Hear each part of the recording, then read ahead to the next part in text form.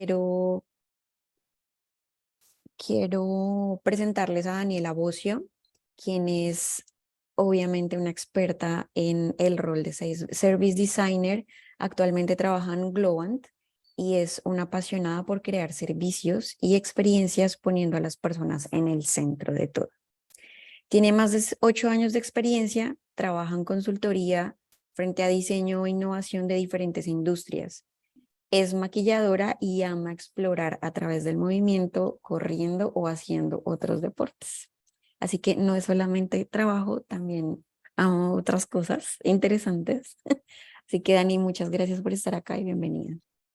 No, gracias a ustedes por la invitación. Muy feliz de estar acá, de poder compartir y aprender, ¿no? Creo que estos espacios son muy interesantes porque uno aprende de manera bidireccional, ¿no? Entonces estoy acá dispuesta para apoyarlas, guiarlas, orientarlas en lo que pueda y también para aprender de ustedes. Súper, gracias Dani.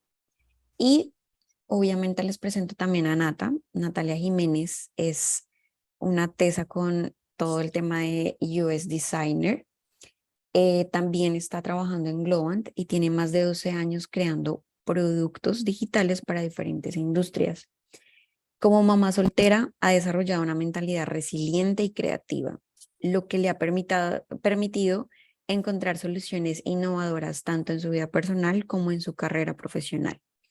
Además, su experiencia viviendo y viajando por diferentes lugares del mundo ha enriquecido su perspectiva global, lo que refleja en su trabajo al crear productos inclusivos que conectan con usuarios de todo el mundo. Nati, súper bienvenida. Muchas gracias por sacar una parte de tu tiempo para estar acá. No, Ale, muchísimas gracias por invitarme, lo que pueda también aportar y resolver de preguntas y dudas que tengan en general. Pues aquí estamos para eso. Súper, súper, chicas.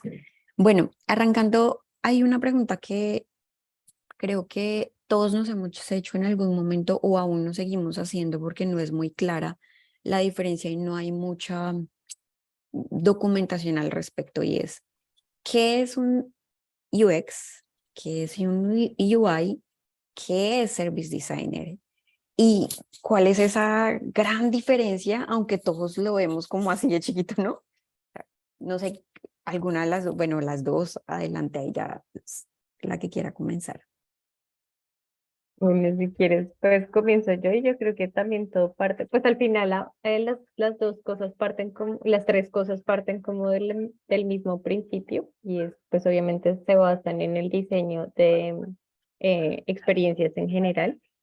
Pues obviamente una son, la parte de UI está un poco más enfocada en lo visual, en cómo se ven esas interfaces, en cómo se ven como las diferentes pantallas con las que nos exponemos a diario.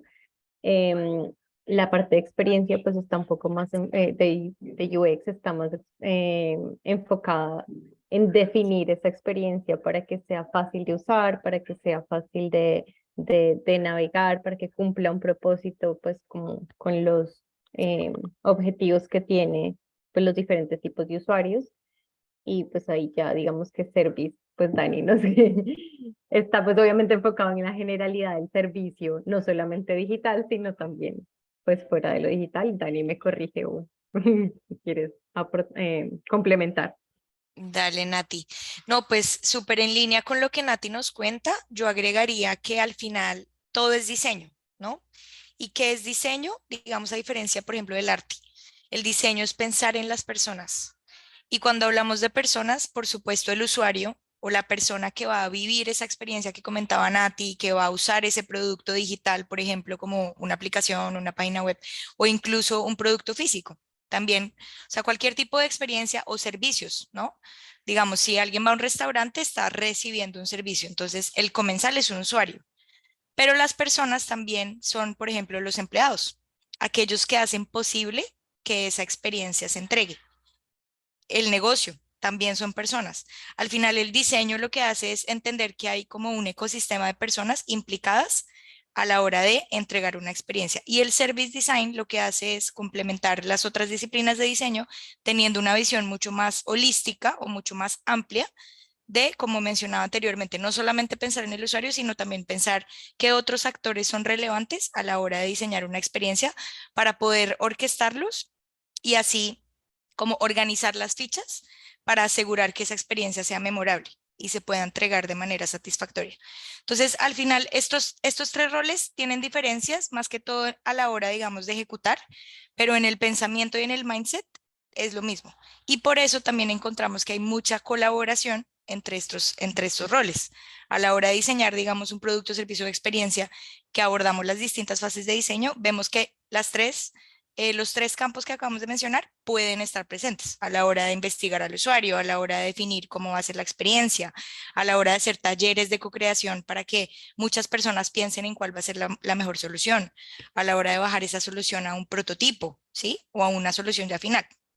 Entonces, hay diferencias, pero al final también hay muchas intersecciones. Y eso es lo lindo del diseño, poder colaborar. Súper, súper, súper.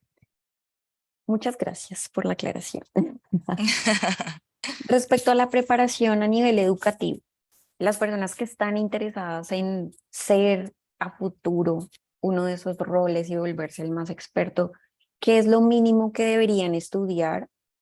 Ah, no solamente carrera, hablemos más de cursos o de skills que se deben tener en cuenta para arrancar a ser un prototipo junior a los roles.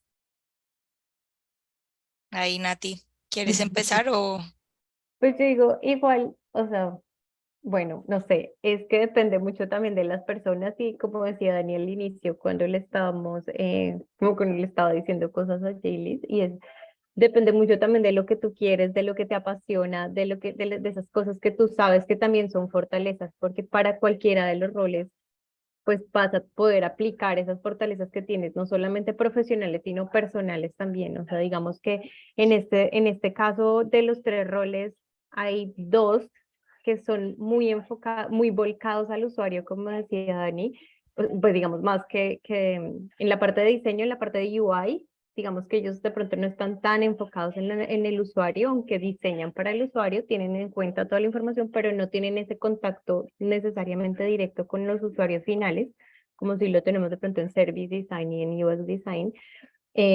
Y ahí es donde uno empieza mucho a aplicar también estas cosas personales, entonces ahí es donde empiezas a mirar qué cosas necesitas fortalecer en tus en cursos y en trainings que te puedan ayudar a fortalecer esas cosas, porque pues aquí estamos muy enfocados como en la empatía, en el conocimiento de las personas, en el conocimiento de las necesidades, entonces ahí van a ver muchas cosas, no solamente profesionales, sino personales, que te van a ayudar a ser mejor o a, como a, no sé, como a resaltarte más o a hacer un poco más Bien. a que te vaya mejor en ciertas prácticas.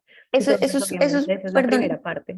perdón, te interrumpo. Eso es súper importante porque es como la clave a conocer esos skills que me confirman que voy a ser buena. Porque una cosa es que yo quiera jugar básquetbol, pero soy súper lenta para correr y lo menos ágil de este mundo. Entonces, por más de que quiera, pues tengo que también ser consciente de que no lo soy.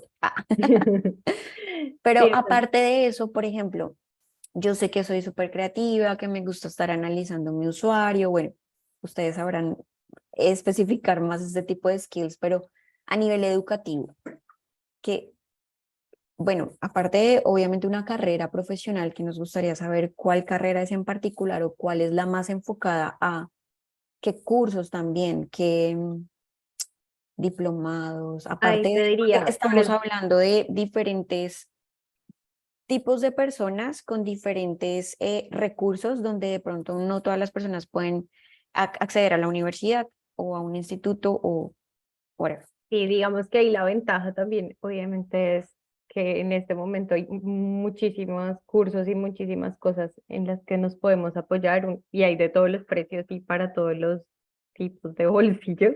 Entonces, pues digamos que lo más importante es que cuando identificas cuál es por qué lado te quieres ir, pues la base al final para todas es un poco el diseño. Entonces, sí tiene que haber como una parte en la que conozcas principios de diseño, y hay mil plataformas para eso. Está, no sé, está Kamika, está Coursera, está, bueno, Kamika creo que ya no existe, ahora le cambiaron el nombre. Udemy. Udemy, está Coursera, está estos de Platzi también. Hay muchísimas fuentes de conocimiento y por eso yo hacía mucho énfasis en al final mirar realmente qué es lo que te apasiona y hacia dónde te quisieras ir, porque la base de todas, pues sí está, de las tres, por lo menos de las tres prácticas, está muy en los principios de diseño, porque al final eso es lo que vas a aplicar para cualquiera de las tres en un inicio, pues en la esencia de las tres. Sí, ahí complementando un poco a Nati, y digamos, sabiendo que de pronto puede que haya alguien interesado o interesada en meterse en este mundo del diseño, pero no sepa muy bien qué quiere. Entonces, como dice Nati, partir de entender los principios o la metodología de diseño, por ejemplo, design thinking o pensamiento de diseño, lo lindo de esa metodología es que al final todos podemos pensar como un diseñador, porque retomando lo que dije en la pregunta anterior, un diseñador piensa en entregar una experiencia al usuario. Y ahí algo que me encantó que dijo Nati es la capacidad de empatizar, que suena fácil, digamos, como ponerme en los zapatos de otro, es muy difícil, pero se puede con la práctica y con herramientas que uno puede aprender. Entonces, una vez aprendida la metodología, uno puede entender, bueno, en qué será que me puedo enfocar más? ¿Será que es que yo seré mejor entablando un contacto directo con el usuario, investigándolo, haciendo entrevistas, haciendo encuestas, un poco más como exploratorio e investigativo? ¿O será que yo más bien quiero ya como tal tangibilizar productos? Entonces, puedo aprender herramientas de diseño para prototipar, para diseñar mockups, wireframes o pues el flujo de las pantallas en caso de que sea un producto digital que va a comprender esa solución. Puedo aprender herramientas para hacer testeos. Hay un montón de cursos que complementan estos que decían a ti en cuanto a aprender la metodología de diseño para ya aprender cosas más técnicas, ¿sí? Como más específicas de usos de herramientas y de cómo eso puede impactar ese proceso de diseño. Pero yo creo que sí o sí cualquiera de estos roles debería entender muy bien la metodología, porque eso es como como la sombrilla de todo. Entonces, en la medida en la que todos estamos alineados con ese pensamiento, ya aplicar las distintas técnicas o habilidades va a ser mucho más óptimo, ¿sí? Más alineado con lo que el usuario quiere. Y bueno, al final sí, súper alineada también con lo que decías tú, Caro, de están las habilidades técnicas, pero las blandas al final son las más importantes porque lo técnico se aprende en cursos, poniéndolo en práctica. Lo blando, que ya es más trabajar en equipo, empatizar, la comunicación, creo que eso es donde más se puede generar diferenciación. Entonces, ir muy bien también pensando qué quieren lograr, que quieren liderar equipos, quieren ser especialistas en algún tema. Eso también les va a ayudar como a robustecer más su camino y su carrera. Súper, súper, gracias, chicas. Cuando arrancaron cuando ustedes decidieron, no, yo quiero irme por este tema de diseño, o cayeron a la suerte, o ustedes sí lo tenían súper claro, cómo lo identificaron, qué retos tuvieron, o dijeron, no, esto definitivamente no, me retiro, y después dijeron, no, yo sigo y están ahora acá. Bueno, si quieren, yo ahí les cuento mi historia. Yo desde chiquita siempre me ha gustado mucho como crear en general, manualidades, pues por eso también me gusta el maquillaje, sí, como crear cosas. Entonces, yo siempre quise ser diseñadora de modas y cuando chiquita juraba que iba a hacer eso, ya más grande dije, no, diseño de modas, no, diseño, pero entonces mi papá me decía que diseño no era una carrera, que eso era no, eso es una especialización, tú tienes que estudiar ingeniería. Mis dos papás son ingenieros. Y yo, bueno, como que uno ahí igual está chiquito y de pronto no tiene tan claro qué quiere. Y entré a ingeniería.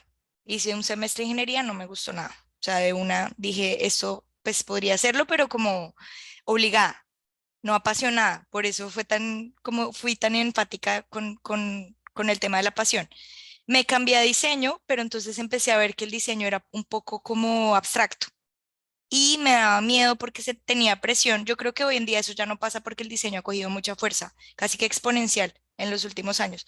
Pero antes como que no pagaban tan bien o la gente no le apostaba tanto y también complementé con estudios de administración, pero mi pasión siempre ha sido el diseño. Y bueno, afortunadamente la carrera de diseño que yo hice en la universidad que la hice acá en Colombia tiene énfasis en servicios. Entonces, digamos que ahí tuve la suerte. Sin embargo, hay mucha gente que no estudia diseño ni UX, ni Service, ni UI, sino, por ejemplo, diseño industrial. Pero después complementa sus estudios con otros cursos como los que mencionó Nati. Entonces, lo interesante es que igual uno siempre es como una esponja que puede ir adquiriendo conocimientos e ir transformándose en el tiempo a medida que va entendiendo mejor qué quiere. Entonces, creo que los estudios iniciales sí son una base importante, pero nunca es tarde para adquirir un nuevo conocimiento y ser la mejor en cualquier otra herramienta. De acuerdo, pues digamos que mi historia es un poquito parecida. Pues desde chiquita también me gustaba mucho el diseño, también me gustaba crear cosas, pintar, no sé, los carteles del colegio y todo, siempre estaba ahí metida, todas las cosas que eran gráficas o creativas. Y pues yo estudié, yo digamos que cuando me gradué sí sabía que quería estudiar diseño gráfico.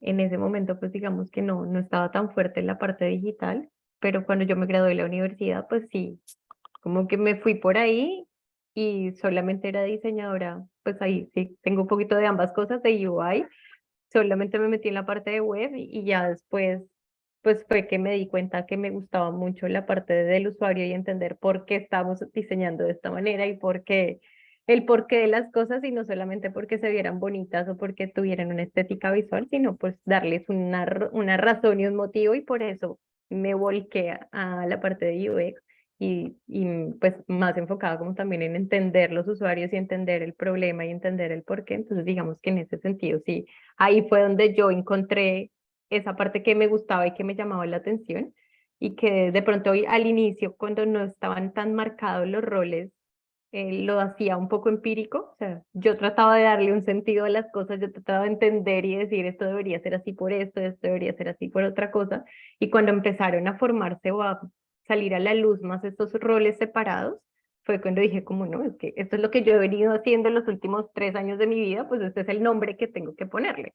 Y ahí está muy enfocado también a lo que decía Dani, es como yo he conocido en la parte de UX abogados, diseñadores industriales, psicólogos, que conociendo a los usuarios, que conociendo a la gente, a las personas, se dieron cuenta que lo que les gustaba era más esta parte y les dieron, empezaron a formarse con esas otras cosas.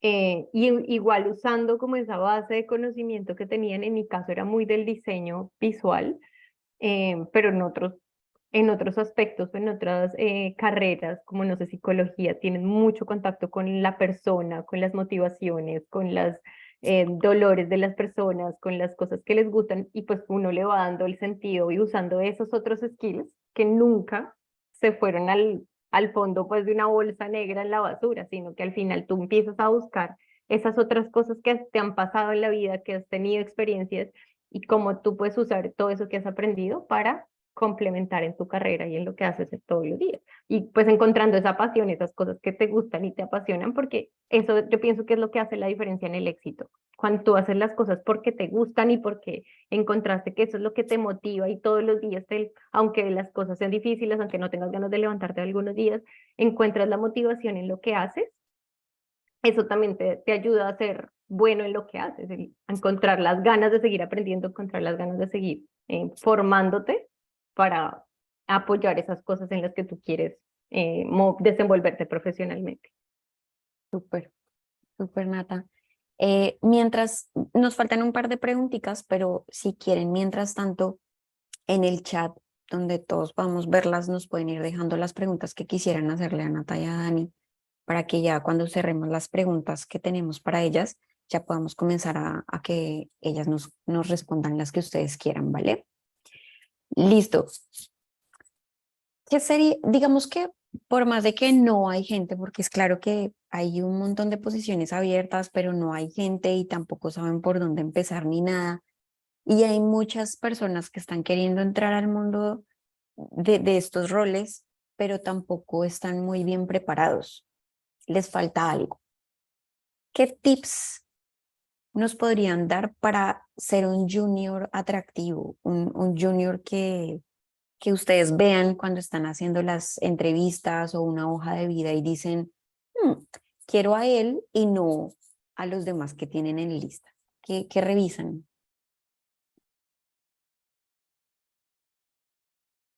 Sari, ¿quieres empezar? como quieras. Dale tú. Bueno, a ver, pues yo creo que retomando el tema de que las habilidades blandas son más importantes que las técnicas, porque todos como humanos tenemos la capacidad de aprender. Creo que para una persona con poca experiencia o incluso conocimientos, las habilidades en las que yo más me enfocaría para contratar son esa disposición a aprender, esa proactividad, esa capacidad de resaltar sus logros y sus talentos, ¿sí? Como creerse el cuento y realmente autoconocerse para transmitirlo y que la persona que lo está recibiendo entienda para qué eres buena, ¿sí? Y qué te gusta y dónde te puede posicionar. A veces no es fácil, muchas veces uno no sabe muy bien pues qué quiere o para qué es bueno. Por eso es importante también de pronto tratar de poner en práctica o colaborar en diferentes iniciativas cuando puedan. O sea, así sea cosas con fundaciones o con amigos, como tratar de poner en práctica sus habilidades porque es ahí donde uno se da cuenta para qué es bueno y para qué no, qué le gusta y qué no. Entonces yo creo que entre uno más sepa y reconozca sus virtudes, incluso también sus defectos, como ser muy transparente en quién soy y qué he logrado, pues eso lo va a transmitir hacia afuera. Es como un proceso de adentro hacia afuera. Creo que eso sería como mi perspectiva con respecto a ese tema. Sí, digamos que ahí, pues en parte estoy muy de acuerdo contigo, o sea, como al final, al inicio sabemos que un junior no tiene experiencia más allá de pronto de los ejercicios que haya hecho durante su formación. Pero lo que dice Dani es muy cierto, es como una persona se muestra y muestra cuáles son esas cosas en las que sabe que tiene una fortaleza y que también reconoce cuáles son las cosas en las que tiene que trabajar.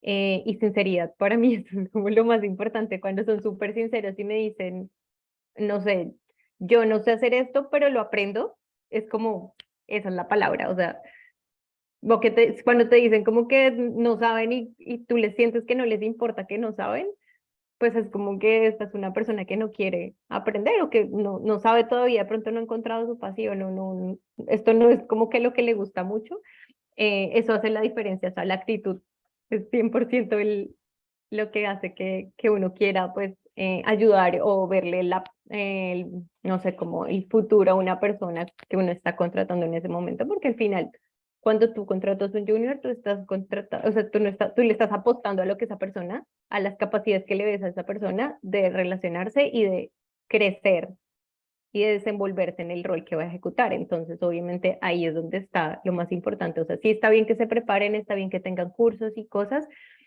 porque al final esos conocimientos son los que van a respaldar las habilidades técnicas, pero también esas habilidades blandas son lo más importante a la hora de ejecutar las técnicas, porque pues tú puedes ser muy bueno en lo que haces, pero si no sabes comunicarte, si no sabes resolver problemas, si no sabes, no sé, cómo organizar tus ideas para poder comunicarte asertivamente y correctamente, pues te va a ser muy difícil desenvolverte en cualquier carrera. O sea, eso sí aplica para lo que sea.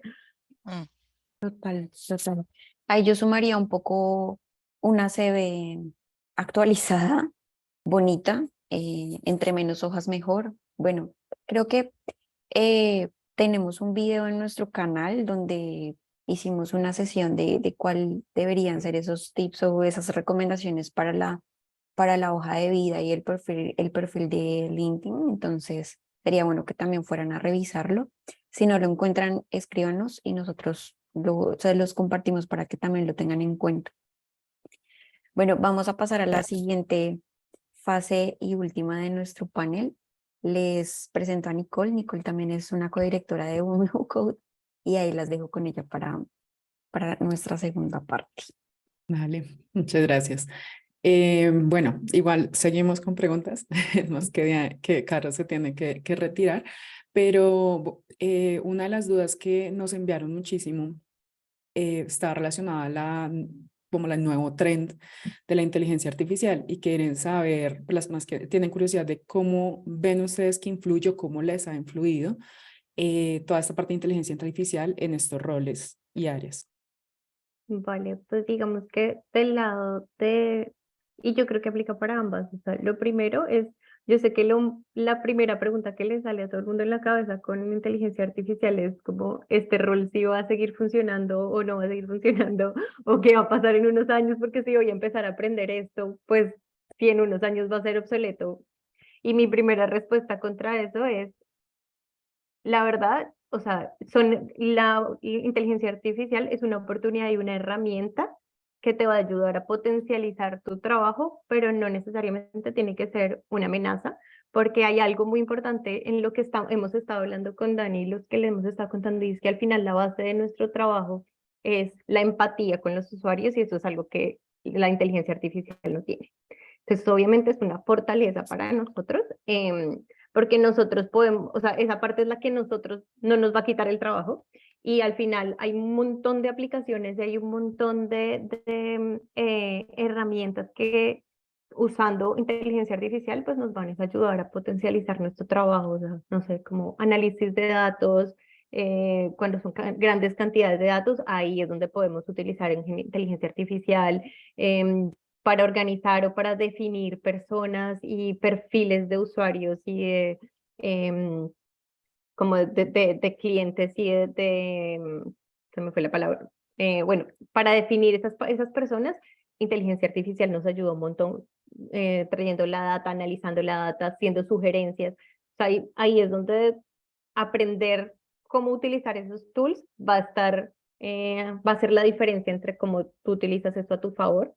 eh, y al final, pues, o sea, eso sirve para generar contenido, para hacer primeros drafts de diseño, para hacer primeros, hay un montón hasta para generar imágenes, o sea, para todas esas diferentes cosas podemos utilizar inteligencia artificial, pero ninguna de esas reemplaza tener el conocimiento holístico de cómo aplicarlas y de cuándo van a funcionar y cuándo no van a funcionar, porque al final ustedes saben que inteligencia artificial es algo que todavía se está creando y todavía no es una fuente 100% confiable en todos los aspectos. Entonces, datos al final, nosotros somos los que le damos la forma a cómo utilizar esa inteligencia artificial. No sé, Dani, si tienes algo más ahí que agregar. No, Nati, pues creo que lo describiste súper bien, estoy súper de acuerdo contigo. Yo ahí lo que agregaría o reforzaría es que la inteligencia artificial nos provee herramientas, no solo como diseñadores en general, para y como un complemento para automatizar tareas que de pronto pueden ser muy manuales y nos quita tiempo. Sin embargo, no puede reemplazar, como dice Nati, esta capacidad de trabajar para y con personas. O sea, no solamente es poner empatía para el usuario, entender qué necesita, qué le duele, cómo podemos solucionarle la vida mediante un producto, servicio o experiencia, sino también es trabajar con personas a través de la co-creación. El diseño se basa mucho en esto, en trabajo en equipo, para que a través de múltiples perspectivas, experiencias e ideas se logre llegar a una solución o a una propuesta. Entonces, la inteligencia artificial no va a poder reemplazar eso y por eso es que eso nuevamente se conecta con todo lo que hemos venido hablando de las habilidades blandas, el poder negociar, el poder comunicarnos, el poder trabajar en equipo, el poder, sí, como trabajar en un ambiente de personas para personas. Entonces, sí, básicamente es eso, es una ayuda más no un reemplazo. Súper, sí, muy de acuerdo. Vale. Una cosita también que nos preguntaron, estas son varias preguntas que también salieron pues, de personas que están interesadas y que nos contestaron por Instagram. Es sobre si nos podrían describir un desafío o un problema complejo que hayan tenido pues en su día a día, en algún proyecto reciente o pasado, y cómo fue la estrategia para resolverlo o pues, qué aprendizajes tuvieron.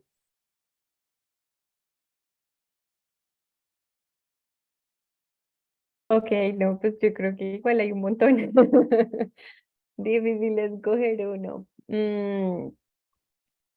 Pero digamos que en la generalidad, si miro para atrás y veo como los diferentes challenges y los diferentes problemas que me he enfrentado con clientes, digamos que yo creo que el más grande, aunque sea para mí personalmente, siempre es un poco la incertidumbre, no saber, o sea, que de pronto el cliente no tenga claro qué es lo que quiere y que uno tampoco tenga claro cómo organizar eso.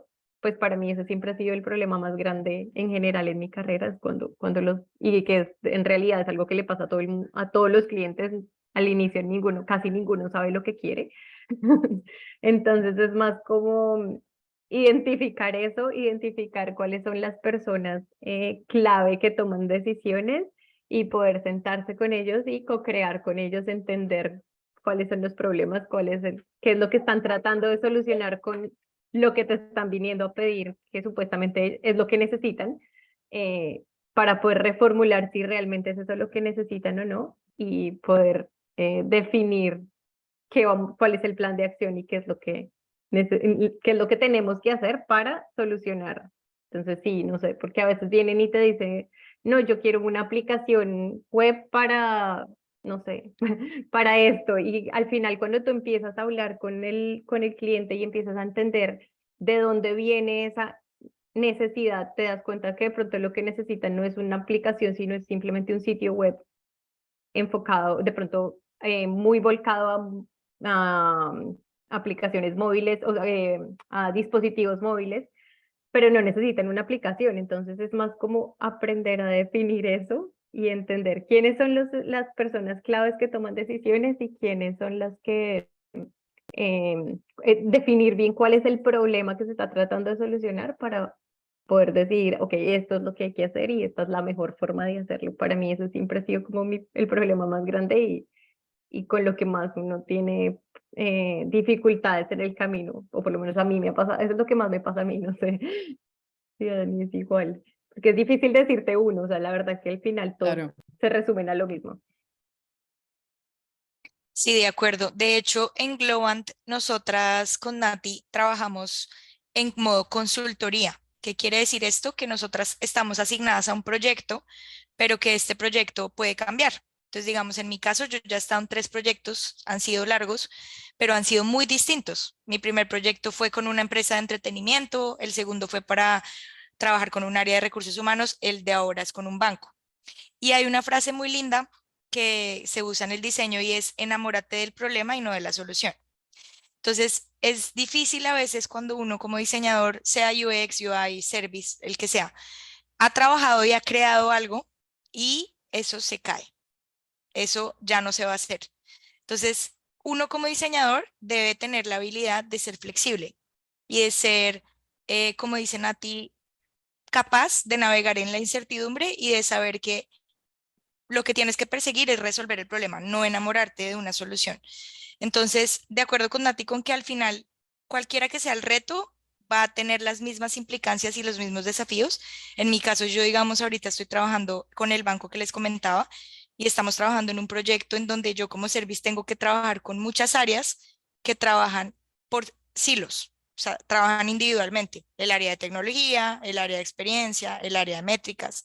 Y es un reto muy grande poner a esas áreas de acuerdo, porque obviamente cada una de ellas mide sus propios indicadores, tiene sus propias metodologías de trabajo, sus propias herramientas.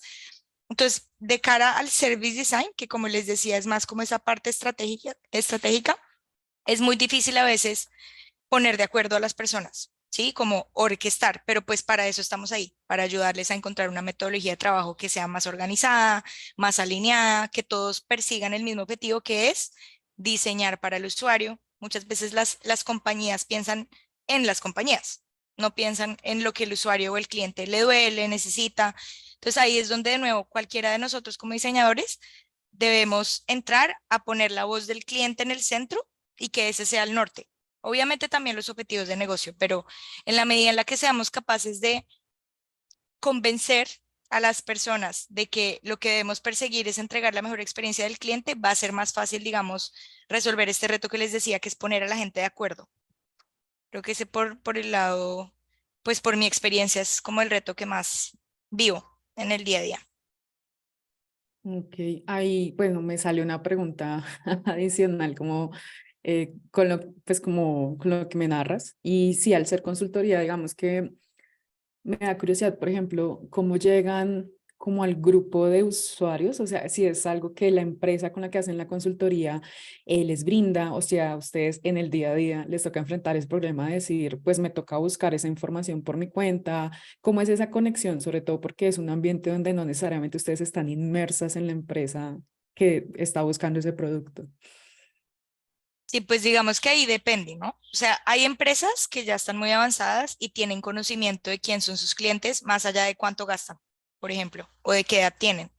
Que otras veces con otras compañías pasa que no hay visibilidad de quién es su cliente. O sea, puede que sepan, digamos, a nivel de edad o, digamos, en el caso de un banco, qué producto tiene, cuánto gasta al mes, pero no sabe qué le gusta, si tiene familia, en qué contexto vive, cómo es su día a día. Entonces, ahí es donde el diseñador entra con técnicas de investigación a alimentar esa información que ya tienen las empresas o que no tienen en lo absoluto para poder entender quiénes son los perfiles de cliente. Y también entender que estos perfiles de clientes son dinámicos. Las personas somos dinámicas. Todos cambiamos diariamente, incluso en un mismo día podemos tener varios roles. Yo ahorita estoy haciendo esto, pero de pronto ahorita más tarde Daniela tiene otro rol. Entonces es entender esos comportamientos a través de distintas técnicas en el tiempo para que sea dinámico y que esto alimente la generación de estas experiencias.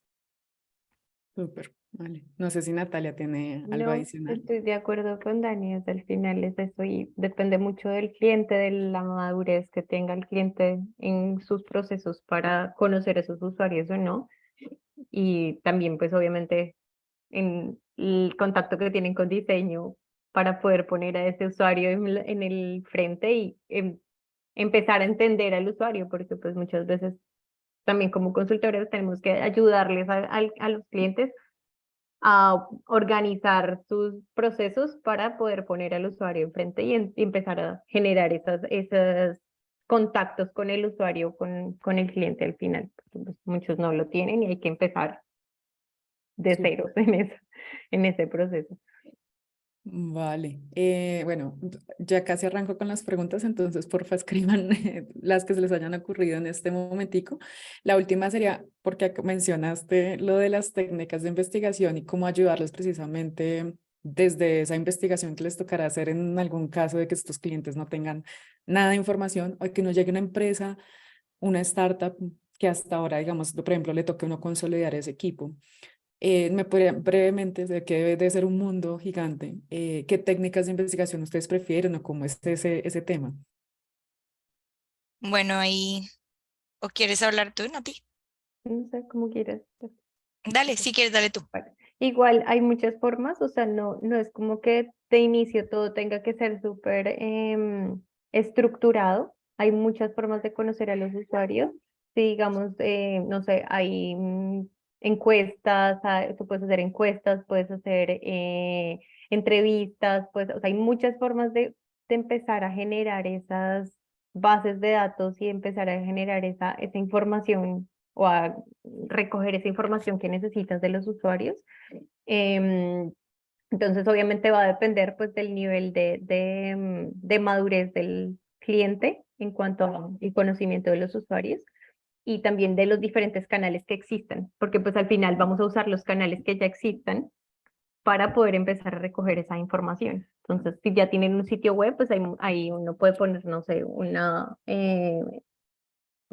encuesta en línea o durante el proceso se les pueden mandar como mensajes para que empezar a recoger información de si la forma en la que la estamos haciendo es la forma correcta, si están entendiendo lo que tienen que hacer, si tienen algún feedback que dar de acuerdo al proceso que están siguiendo. O sea, hay muchas formas y ya cuando estás mucho más avanzado, pues puedes empezar a recoger con agencias que hacen reclutamiento de usuarios, empezar a recoger perfiles más específicos, pero cuando ya tienes un poco más de conocimiento básico de quiénes son los usuarios que están interactuando con tus productos todos los días. No sé, Dani. Sí, al final, en línea con lo que dice Nati, en el diseño lo lindo es que uno tiene como a disposición muchísimas herramientas, pero dependiendo del desafío, de la empresa con la que estás trabajando o el proyecto que estás llevando a cabo, tú puedes escoger qué te sirve más. A nivel de investigación, nosotros contamos con diversas técnicas que cumplen un rol de levantar información a nivel cualitativo. Sí, que es entender más el por qué, ir al fondo, entender el contexto de la persona, qué le gusta, por qué lo hace. Y cuantitativo, que es más números, data. Entonces, lo interesante es que esas dos se complementan muy bien. ¿Por qué? Porque si, digamos, yo hago una encuesta, que es una de las técnicas que mencionó Nati, y me sale que el 98% de los entrevistados dicen X cosa. Ah, pero yo quiero entender por qué. porque ese 98% piensa así o actúa así. Entonces yo ahí puedo complementar con entrevistas. Y ahí se complementa lo cualitativo con lo cuantitativo. O viceversa, yo podría hacer unas entrevistas con usuarios, entender que hay un patrón de estas X entrevistas que realicé, me di cuenta que la mayoría de las personas se comporta de esta forma. Ok, pero ¿qué tanto volumen tiene esto? Porque por supuesto, digamos, las entrevistas, como dice Nati, hay que reclutar a las personas, probablemente hay que darles un incentivo, esto requiere tiempo, esto requiere plata. Entonces, uno puede hacer una serie de entrevistas, digamos, no sé, 10 entrevistas, y si encuentra un patrón, luego utilizar data para darle volumen a ese patrón que encontraste. Entonces, contrastar y decir, ah, bueno, pero entonces si yo comparo con el comportamiento en esta aplicación, definitivamente me da que este patrón sí tiene relevancia, que es alto. Le doy volumen a ese hallazgo o como le llamamos en diseño, insight, que es como esa verdad que descubres para poder diseñar como lo que estás trabajando. Súper. Listo, muchísimas gracias. Bueno, voy a arrancar con las preguntas que están en el chat. María pregunta si se puede trabajar en UX UI si no se tiene una carrera profesional. Sí se puede. Obviamente, pues llega un momento en la carrera en la que tener un título al final te va a ayudar y eso no es mentira para nadie. Al final, tener un título de lo que sea te ayuda para poder crecer hasta cierto rango. Pero no necesitas una carrera para trabajar en eso. Lo importante son pues esos skills de los que hablábamos, porque cuando tú te empiezas a formar y haces un curso o alguna cosa, te van a enseñar ciertos skills técnicos que vas a necesitar para poder trabajar. Entonces, al final, en estas carreras, por lo menos en UX y en UI, lo más importante es tu portafolio, esos proyectos y cómo tú vas a mostrar cuál es tu proceso de diseño, cómo tú manejas las diferentes retos de diseño que tienes, cuál era el problema, cómo lo resolviste, qué artefactos utilizaste para resolverlo y cuál fue el resultado final. Al final eso pesa muchísimo más que la carrera profesional. Pues más que el título, digamos.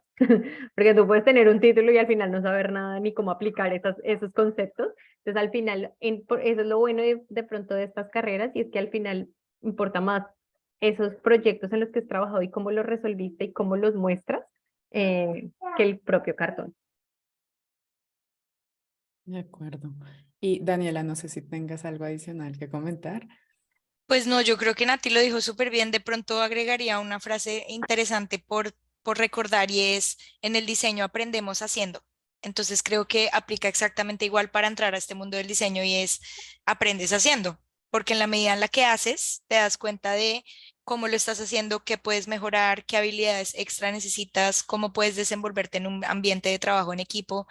Y pues nada, siempre poder aprender más en términos técnicos o de lo que necesites sobre el camino.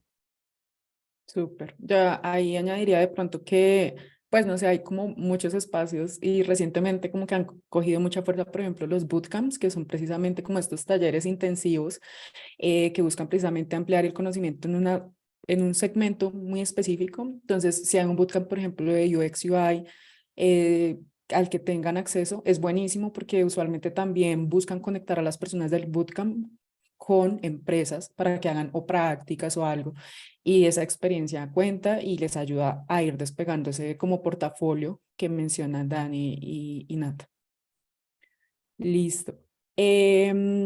Paola nos pregunta que, pues desde su experiencia, ¿cómo miden el proceso y los resultados?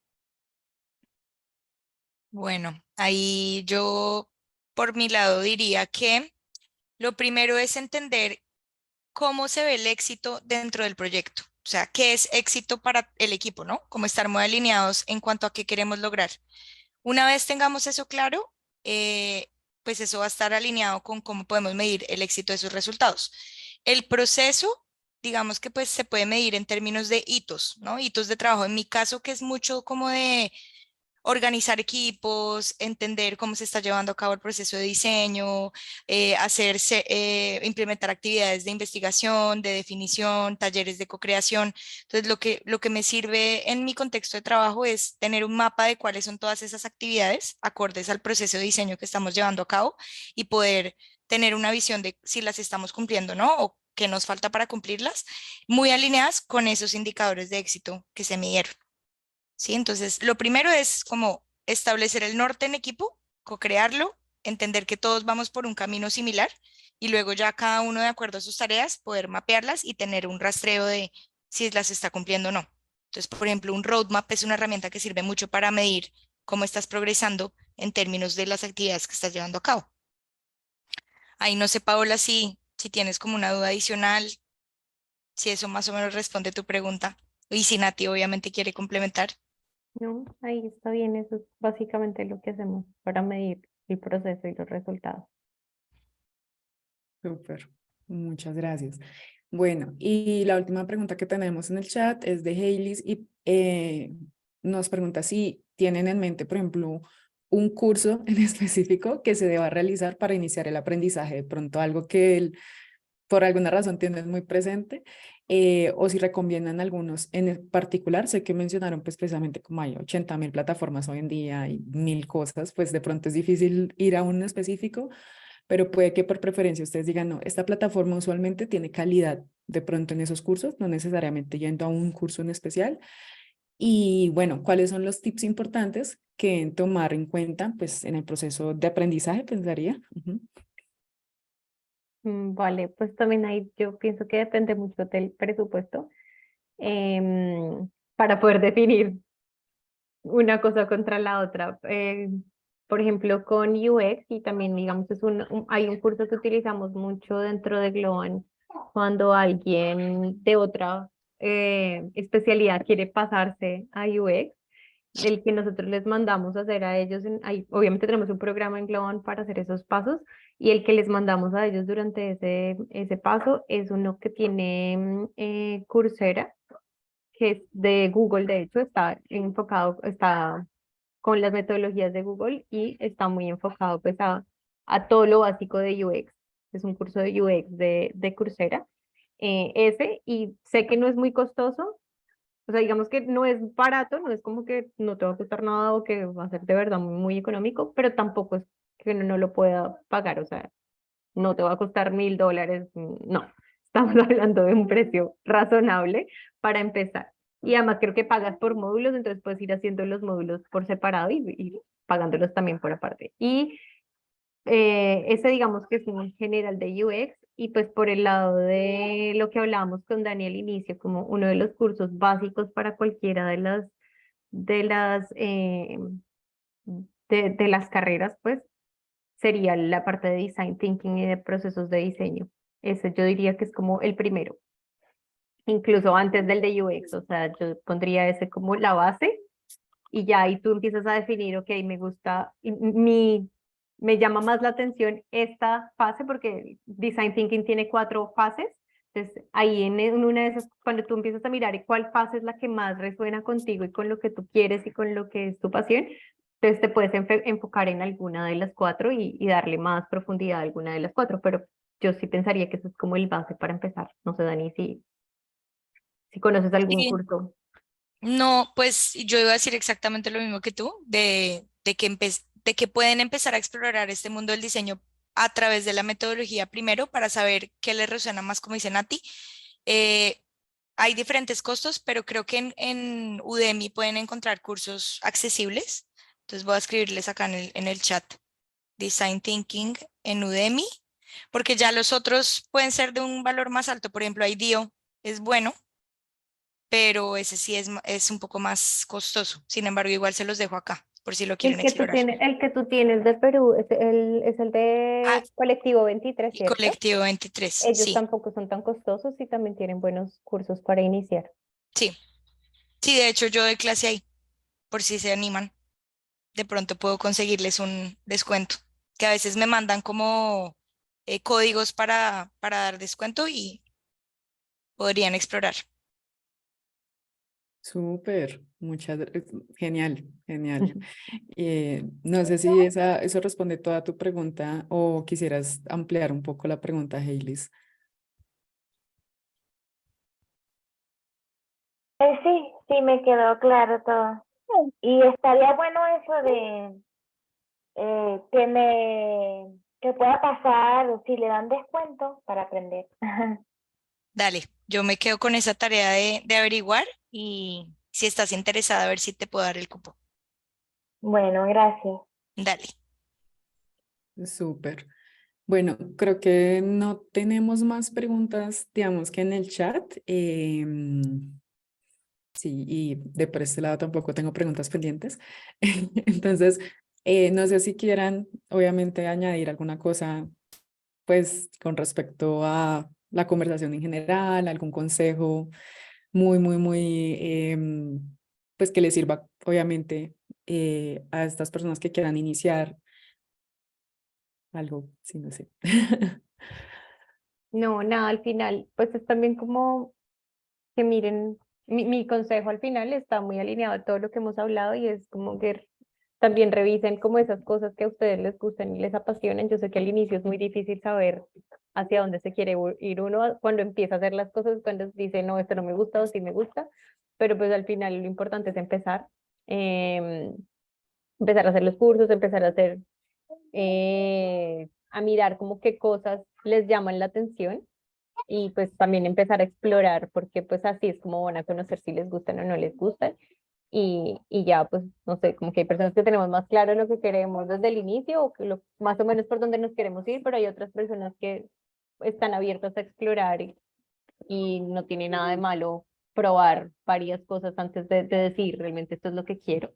Lo importante es como encontrar eso esa semilla de lo que le mueve a uno para empezar a explorar por ahí. Ese sería mi consejo. Sí, yo ahí también agregaría para complementar a Nati que pueden en esa etapa de exploración hablar con personas así como lo hicimos en este panel que tengan ese rol, preguntarles cómo es su día a día, qué proyectos hacen, qué hacen a nivel de herramientas, cómo lo hacen, que les muestren sus proyectos. Otra técnica que pueden utilizar es meterse, por ejemplo, a LinkedIn y mirar perfiles y mirar la historia de vida de las personas, en qué trabajaron, qué hacen, cuál es su descripción. Se pueden meter a plataformas de empleos, buscar qué buscan en estos roles, porque eso también le ayuda a uno a pensar, uy, ¿será que están pidiendo esto? ¿Será que eso me atrae? ¿Será que eso me gustaría aprenderlo? Entonces, eso puede complementar un poco lo que dicen a ti. Genial, súper, esos consejos. Bueno, entonces quería obviamente agradecerles a Daniela y a Natalia por brindarnos su tiempo y su conocimiento y experiencia en este espacio. Muchísimas gracias. Women Who Code les agradece muchísimo y creo que pues al igual que los asistentes y obviamente muchas gracias a ustedes por asistir. No, gracias por la invitación, gracias a todas por la participación. Esperamos que encuentren su mejor camino. Sí, igualmente, Claro muchas que gracias sí. por invitarme. ¿Vale?